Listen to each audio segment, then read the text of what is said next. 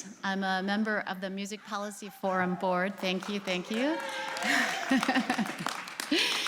And I'm here this morning to welcome all of you, but also to make a couple of introductions. So, as you may know, this year's Music Policy Forum event is co-presented with the City of Boise, with Music Idaho, with Boise State University, and with Campfire Music Foundation. So I wanted to give each of those partner organizations a chance to introduce themselves, and then we'll come back and finish the welcome. Go ahead. All right, thank you, Dena. Hi, everyone. Good morning. I'm Sean Keithley here from the City of Boise Mayor's Office. And I'm just so pleased and honored to welcome you here to Boise for the first ever Cascadia Music Summit. A lot of hands touched this, and we couldn't have done it, of course, without the support of the Music Policy Forum. First ever event outside of DC, bringing their flagship event here to Boise. Such an honor, and we're so glad to be able to host this. It's an important conversation, and especially around this idea of the Cascadia Music Corridor, which we'll be talking about plenty today. And I'll leave the experts to get that conversation going here in a minute. But I want to just give a couple other shout outs here. Music Idaho, you'll be hearing from in a second. They've done an incredible job of supporting the work that the Policy Forum has put together, as well as everyone else who's been a part of this. We have our Council President, Jimmy Halliburton, here. You'll be hearing from him in a second.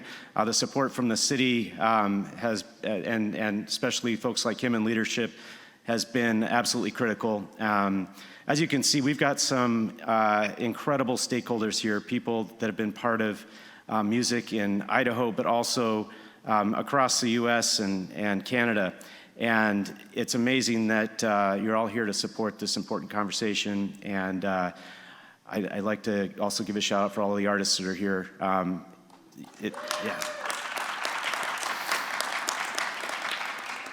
It's a big deal to come to Idaho for this event, but touring, the challenge is real, and love the conversation that we had about that yesterday and the one that's continuing today. So anyway, without further ado, thank you again. Looking so very much forward to this day, this conversation. Thank you all for being here, and I'm going to hand it off to Nathan.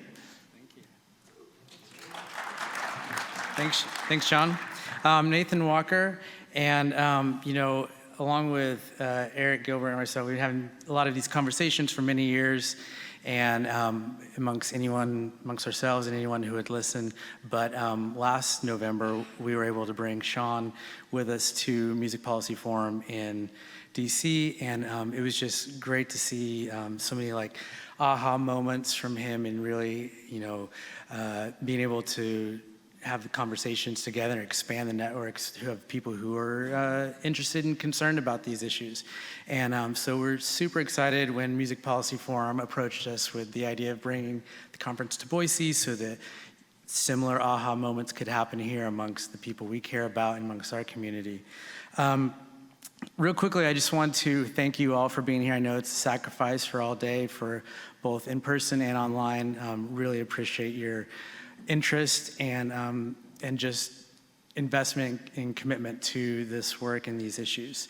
Also, I want to quickly talk about Music Idaho, particularly locally. I'm sure you're like, what the heck is that? I've never heard of it. And I'm here to tell you, you shouldn't have. It's new initiatives we're working on. In 2016, Eric Gilbert and myself and Ryan Peck from Boise Rock School, Steph Coyle from Treefort, and some others co-founded an organization called Boise All Ages Movement Project with the express aim of opening an all ages venue in Boise. As we saw, that was a missing piece of our ecosystem, really needed to be filled. Through some of our direct work and indirect work, but directly now, and just within this last calendar year, we've opened Treefort Music Hall, taken management of Shrine Social Club, which both all ages spaces, and Boise Rock School is opening their small cap all ages venue this month. So some of that yes. Some of those goals have been realized through that, and so we've evolved the mission of being able to include some of the advocacy work that we were working on and some of the professional development things into, and hopefully expanding our network to more partner organizations, and to also be in line with some of our Cascadia partners that we've been working with for years, such as Music Oregon and Music Alaska and Washington. So that's what Music Idaho is brand new. We're still figuring it out and using this opportunity to kind of bring this to you and to figure out our goals moving forward and using these conversations to inform our direction. Hands? Hey everyone, I'm Hans from Campfire Music Foundation. I've been the one sending everyone all those emails. So thank you all for being here. It's been such an honor to work with Music Policy Forum, Music Idaho, Boise State University, and really just learn from all these incredible people who have been doing this sort of work for longer than I've been alive. So just thank you all for being here. And just to tell you a little bit more about my organization, Campfire, we do research and advocacy work around music streaming and labor economics. So make sure to check out our table in the back lobby there. But yeah, it should be a fun day, and thanks for being here.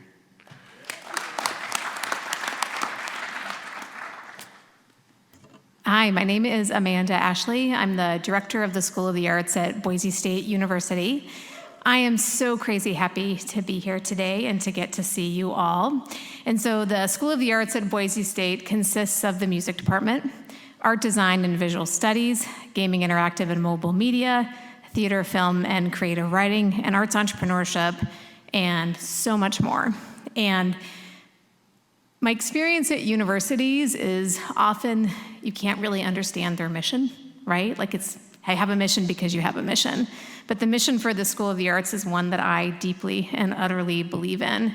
And that's how we prepare people for careers in the 21st century, when we're artists and we're creative workers. And so part of our mission to be able to do that has a really strong emphasis on community engagement and how we as a school can be a front door and be of service and be in collaboration to all of you who are trying to do this incredibly difficult and incredibly important work.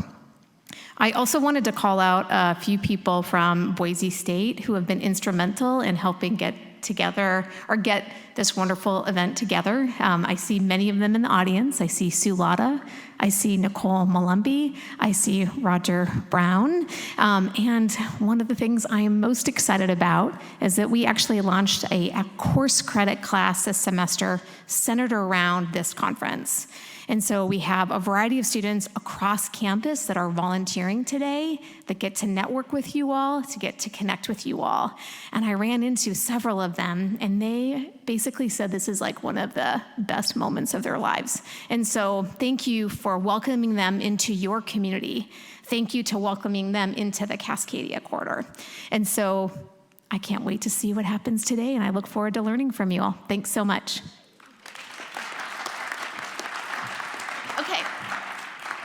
Thank you very much for your attention. I really appreciate it. There's no way we could have done this without our partners. They've been amazing. But now I want to talk about you because many of you came to Boise today for this conversation, and I want to thank you for the effort that you put into traveling to Boise from out of town. I also want to tip my hat to the Boiseans who are here because you cleared your schedule, you showed up, you're showing off this beautiful city and making the rest of us feel welcome, so thank you. And I also want to tip a hat to the people who are joining us online. We appreciate very much that you don't have too much internet fatigue and that you're here with us. It's important. Welcome.